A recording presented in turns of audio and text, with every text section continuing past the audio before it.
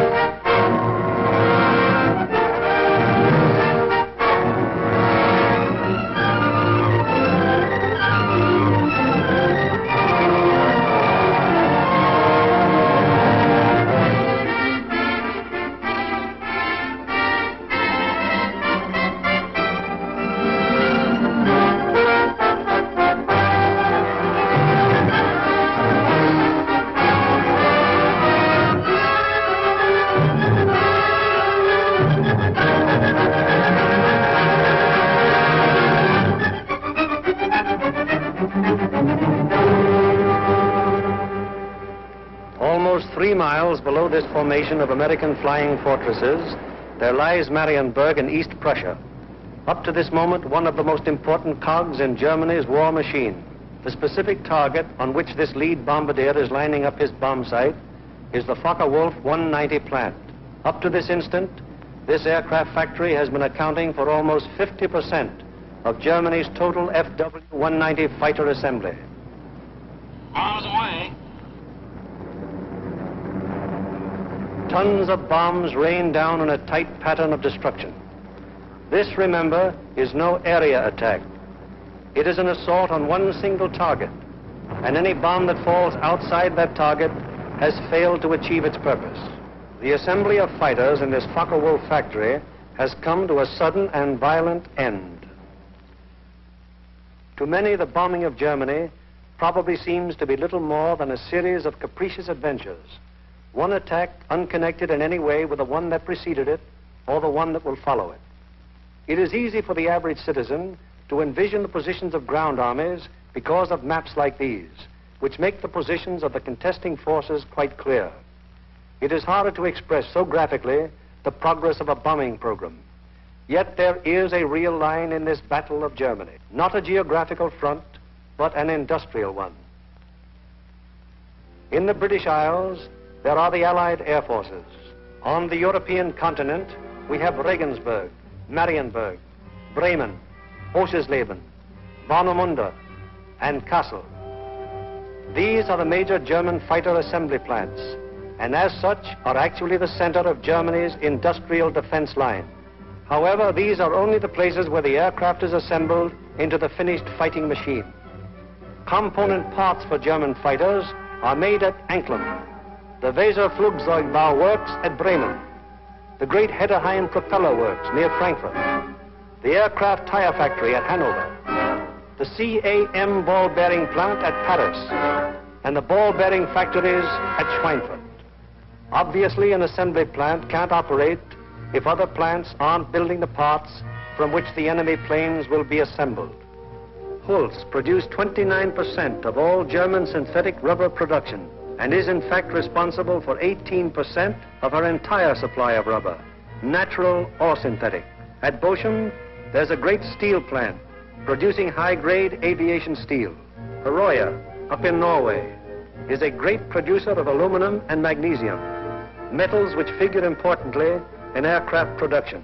At Ham, there are great railroad marshalling yards, having a capacity of 10,000 freight cars a day.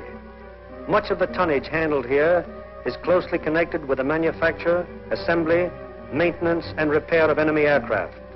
And so it is all over Germany and occupied Europe. Everywhere there are plants and installations that contribute directly or indirectly to the making of German aircraft. Industrial bastions which must first be ripped apart before the enemy's armies can be destroyed. The smashing blows by the Allied air forces at Holz, Herøya, Regensburg, Schweinfurt, Hanover, and Frankfurt have had the result of piercing the German industrial line to the extent of 37.5% of estimated single-engine fighter production in September of 1943. If this rate of drop continues, there can be only one result: the eventual disappearance of the Luftwaffe as a defensive force. But these attacks have had other far-reaching effects. For instance, in January of 1943, just when the 8th Bomber Command had started daylight attacks against Germany proper, 42% of the German fighter strength was concentrated in Western Europe, 33% of it in Russia, and 25% in the Mediterranean area. After 10 months of American bombers appearing by day over Germany, the figures line up more like this. On the Russian front, 19%. In the Mediterranean area, 12%. And in Western Europe, 69%. Germany thought it was urgent enough to withdraw fighters from 2 important theaters, all in a vain attempt to save their crumbling industry from the grim, destructive blows of the British-American bomber offensive. That is why the Battle of Germany is being fought. Now we come to the problem: how are the targets selected? And what enormous effort is necessary for the 10 or 15 minutes that our air task forces will be over any given target? The daylight bombing offensive against Germany is the responsibility of the 8th Air Force. Under the 8th Air Force are the 8th Bomber Command, the 8th Fighter Command, and the 8th Air Service Command, all of whom contribute to every bombing mission. But it is the Bomber Command which is charged with the actual destruction of the selected targets. The Bomber Command, with which this picture is primarily concerned, is divided into 3 divisions. Each division has a number of combat wings. Each combat wing, in turn, has 3 groups. This is the chain of command. Since the operations which we are to follow, there have been some organizational changes, but they are principally changes of nomenclature and have not affected the broad strategical and tactical purposes of the organization. For instance, what is referred to as Bomber Command in this picture is now the 8th Air Force. Weather is the greatest single enemy of the 8th Bomber Command, for here is to be found the most changeable, treacherous weather in the world. To keep the most accurate possible check on weather conditions all over Europe, the RAF has established vast communication and reporting systems. Weather planes such as this Mosquito and our own B-17s are continually in the air in an effort to know in advance what the weather will be over Europe and the United Kingdom. Men like this supply a major portion of the data from which 8 main weather maps of Europe and of the United Kingdom are drawn each day. In addition, there are 4 upper air maps and 8 maps of a miscellaneous classification.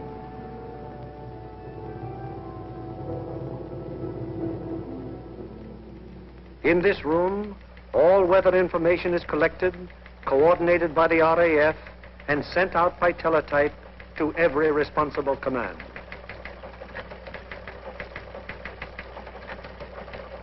This is the weather section in the operations block at the Bomber Command. Here, the information gleaned from the weather stations is put together and correlated into weather maps. Accurate predictions must be made as to the direction and speed of the wind, downward and forward visibility, temperature, humidity, possible icing conditions, and probable atmospheric pressure at the bases, en route, and over the target.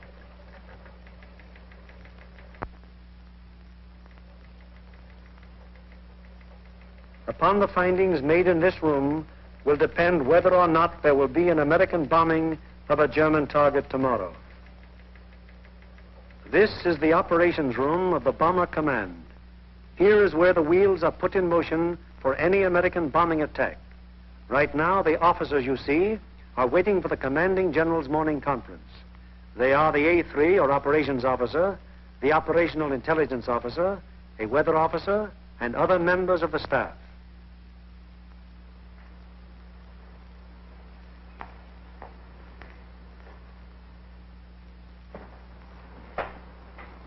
What's the weather prospects today, Major?